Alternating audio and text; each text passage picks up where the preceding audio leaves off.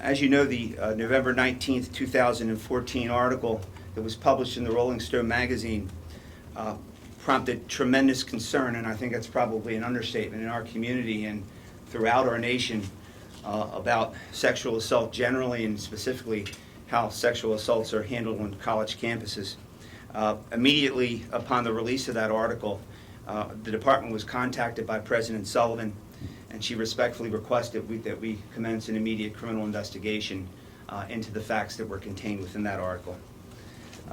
Dean Nicola Ramo first learns of sexual assault that had occurred in September of 2012 on May the 20th, 2013, when she met with Jackie, meeting that she described a sexual act.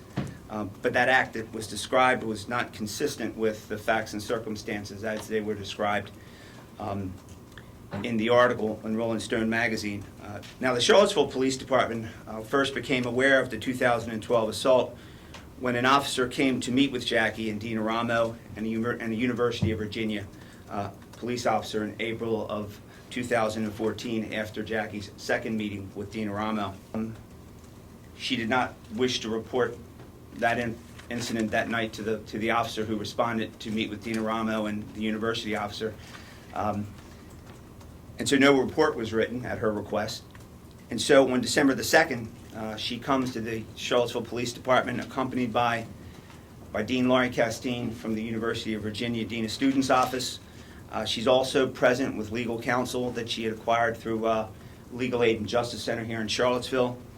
And through her lawyer, she refuses to give a statement. We were provided by counsel on behalf of Phi Kappa Psi a membership roster from 2012, along with the lease agreements at that time and bank records. 9 of the 11 residents were interviewed who were present or who were in the house in 2012. Were interviewed and had no knowledge regarding a sexual assault, nor did they know the person known as Jackie. The further investigation revealed no evidence that a party had taken place on September 28th as well. Investigation turned to 2 of Jackie's best friends that we had an opportunity, the investigators had an opportunity to interview. They were aware that Jackie was to be going on a date that particular night with a person identified as Haven Monahan. They had never met Haven Monahan.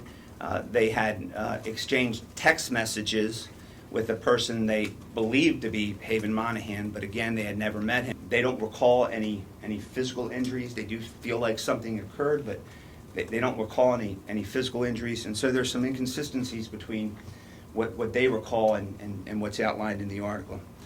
We've made numerous attempts to identify who Haven Monahan is, to the extent that Haven Monahan even exists, using that telephone number that they believe they were texting back and forth to.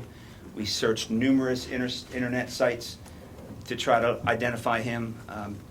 The telephone number came back to, it was a Google number as I recall, and there was no information that could be obtained, subscriber information that could be obtained from Google.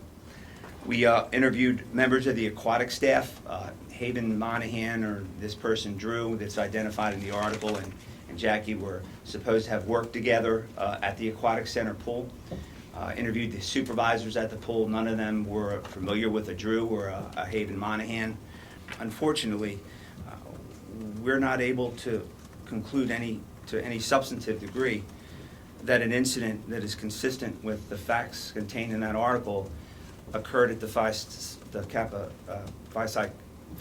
Psi fraternity house, or any other fraternity house for that matter.